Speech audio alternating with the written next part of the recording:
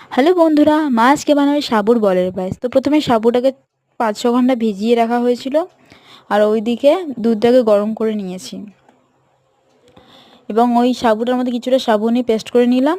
পেস্টের সাথে ওই ভিজানো সাবুটা মিক্স করে নিয়ে বলের আকারে শেপ দিয়ে দেবো।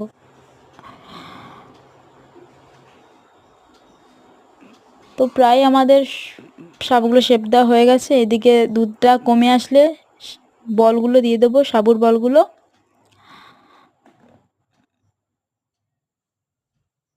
দিয়ে হালকা করে নাড়াচাড়া করবো যাতে সাবুর বলগুলো ভেঙে না যায়।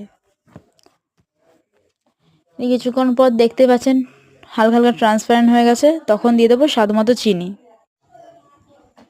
তারপরে নাড়াচাড়া করে নেবো একটু।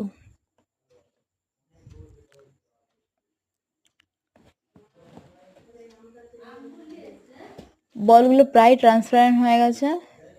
এবার একটু সামান্য সন্দক লবণ দিয়ে দেবো, কারণ এটা একাদশীর জন্য বানাচ্ছি, তো আপনারা বাড়িতে এটাতে নর্মাল লবণও ব্যবহার করতে পারেন। নিয়ে প্রায় ট্রান্সপারেন্ট হয়ে গেছে। এবার দিয়ে দেবো এলাচ।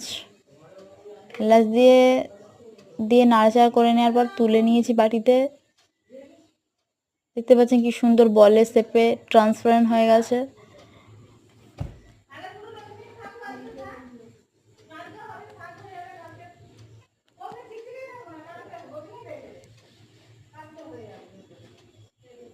তো আজকের মতো এখানে টাটা।